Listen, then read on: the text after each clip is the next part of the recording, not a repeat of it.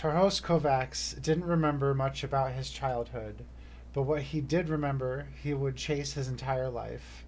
He remembered the cries and screams in the village. He remembered his mother forcing him to swallow a thick black fluid like medicine.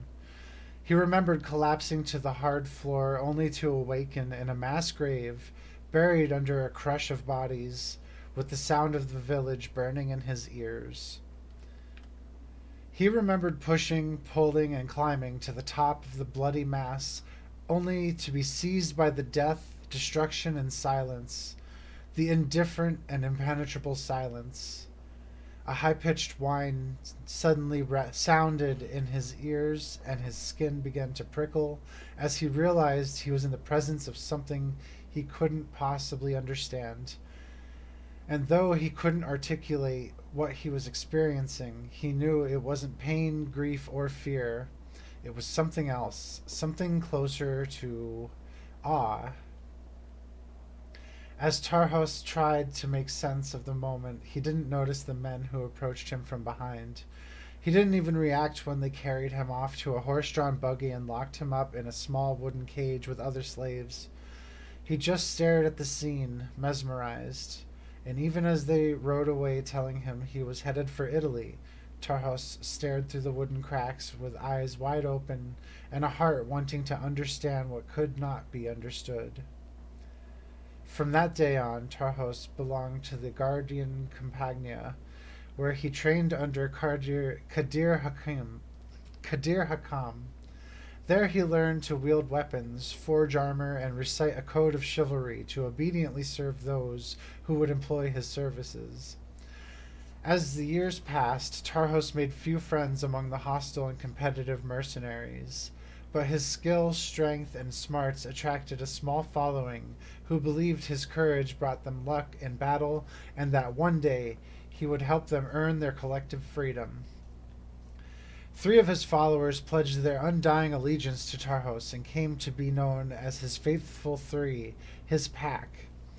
Alejandro Santiago, apprentice with the Guardia Campagna's armorer. Dracos Malasek showed an aptitude for stealth and silent kills. Sander Ralt matched Tarhos in size and strength, his weapon of choice a massive battle axe. As the Guardia Campagna carried out campaigns in faraway lands, Tarhos dispatched countless enemies.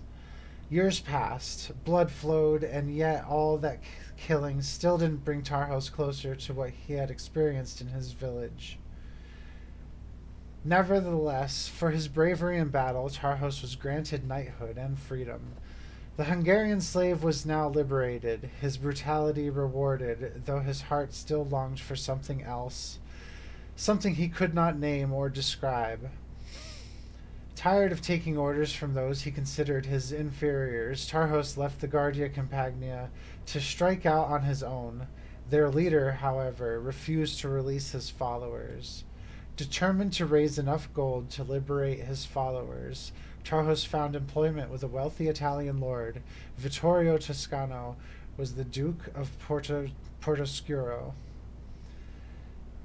He was also a scholar, a world traveler, and a collector of ancient knowledge that had been hidden by an unknown cabal of mystics. Tarhos joined Vittorio's latest expedition to find a fragment of a pillar from an ancient school lost to time. A stone Vittorio called the Lapis Paradisus, for he believed it held secrets to open a gateway into a perfect world beyond good and evil. The expedition searched Roman ruins in France and crossed the Pyrenees Mountains into Spain, where the path led to the catacombs beneath the Portuguese city of Sintra. The citizens were there considered the catacombs sacred. Tarhos would have to kill the villagers guarding the entrance to retrieve the stone. Not wanting to shed blood, Vittorio commanded Tarhos to find another way. But Tarhos, who had seen the most horrific acts committed under the guise of chivalry, refused to be dissuaded by pretenses of honor. He waited for Vittorio to ride back to camp. Then, with a mighty roar, he pushed forward, cutting a path of blood and gore into the darkness until he had the stone in his grasp. Upon returning to the town of Portoscuro, Tarhos imprisoned Vittorio in his own dungeon, demanding to know the meaning behind the symbols etched in the stone. When Vittorio refused to talk, Tarhos brutally tortured his friends and relatives and made horrific displays of their bodies in the streets. But nothing he did shook Vittorio's resolve to keep the secrets of the stone from Tarhos. Enraged, Tarhos seized control of Vittorio's riches and raised a small army. Within months, Tarhos furiously marched upon the Guardia Campagna, decimating their barracks, freeing his followers, cutting down his enemies like twigs, and collecting their righteous heads for his growing displays of valor. In time, several lords in neighboring provinces believed Tarhos was the very embodiment of evil. They banded together to create a moral and virtuous army to purge evil from Portoscuro. Tarhos ignored their threats. He viewed the lords as a cowardly lot who cloaked their greed and ambition in laws, codes, and platitudes. Laws and codes and platitudes designed to hide from the very darkness Tarhos embraced and accepted without judgment. But with his enemies on the march, Tarhos headed toward the dungeons to give Vittorio the death he deserved. He refused to afford him even the slightest hope of rescue. With dark intentions, he entered the small prison, wound his way into the bowels of the earth, and pushed through a torchlit corridor. He hesitated for a moment, realizing he would never learn Vittorio's knowledge and secrets, but neither would anyone else. That was good enough for him. And so he unlocked and kicked open the dungeon door. 2 quick strides brought him to an empty, rat-infested chamber.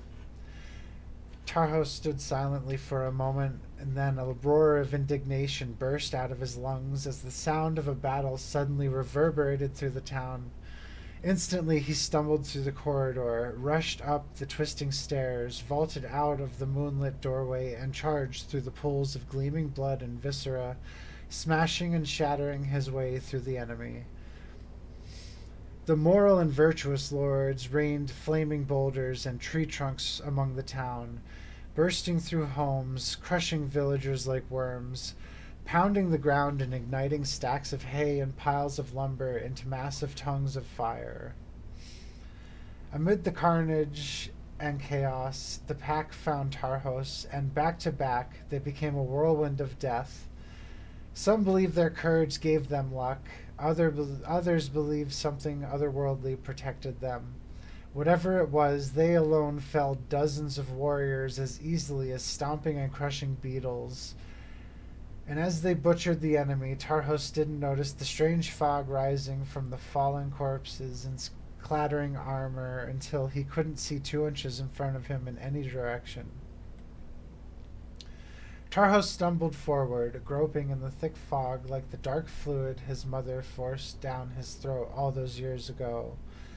His coordination and sense of direction was confused as he called out for his pack. How long he stumbled in the almost perfect darkness he did not know. But suddenly the fog dissipated to reveal a phantasmal wasteland of rotting bodies and burning villages, and great crumbling towers leaning drunkenly on the horizon. He stared in awe. A familiar high-pitched whine sounded in his ears, and his skin began to prickle. He stood transfixed, realizing by some incredible chance his heart had found exactly what it had been searching for all his life. He didn't need Vittorio. He didn't need the stone. He had found his paradise. He had found the beauty and the horror. He had found the sublime.